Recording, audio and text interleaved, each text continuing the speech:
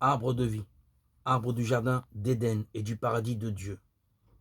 L'arbre de vie représente l'amour de Dieu et est appelé le plus grand de tous les dons de Dieu. Des chérubins et la flamme d'une épée qui tournoie gardent le chemin de l'arbre de vie.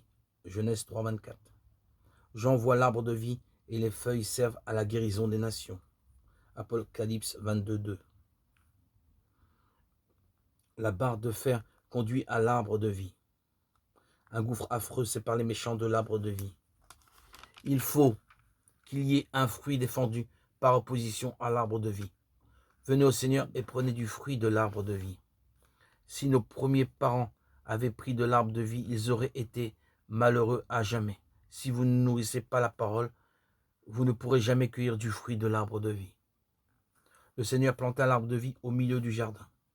Dieu chasse Adam d'Éden, de peur qu'il ne prenne de l'arbre de vie et ne vive à jamais. Arc-en-ciel, signe ou symbole de l'alliance de Dieu avec Noé. Genèse 9, 13. L'alliance comprend les promesses selon lesquelles la terre ne sera plus jamais recouverte par le déluge, que la Sion d'Enoch sera ramenée et que le Seigneur reviendra demeurer sur la terre.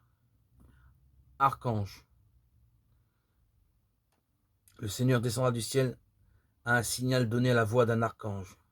Michel et l'archange.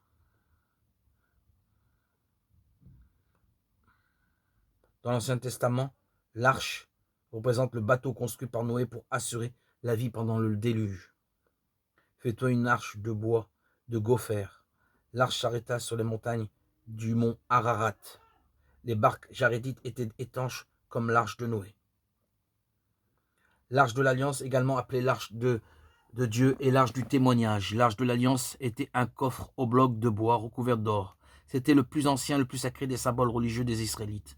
Le propriétaire qui en formait le couvercle était considéré comme la résidence terrestre de Dieu. Lorsque le temple fut terminé, l'arche fut mise dans le Saint des Saints, le lieu le plus saint de l'édifice. Moïse fait l'arche sur le commandement de Dieu. Les fils de Lévi sont chargés de prendre soin de l'arche. L'arche de l'Alliance les précède. Prenez ces livres de la loi et mettez-le à côté de l'arche de l'Alliance. Les eaux du Jourdain sont coupées devant l'arche de l'Alliance. Les sacrificateurs prennent l'arche de l'Alliance pour la conquête de Jéricho. Les Philistins s'emparent de l'arche de Dieu. Le Seigneur bénit la maison d'Obed-Édom à cause de l'arche de Dieu. Le Seigneur fait périr Uza lorsqu'il désobéit et essaie de stabiliser l'arche. Bâtissez le sanctuaire de l'Éternel Dieu afin d'amener l'arche.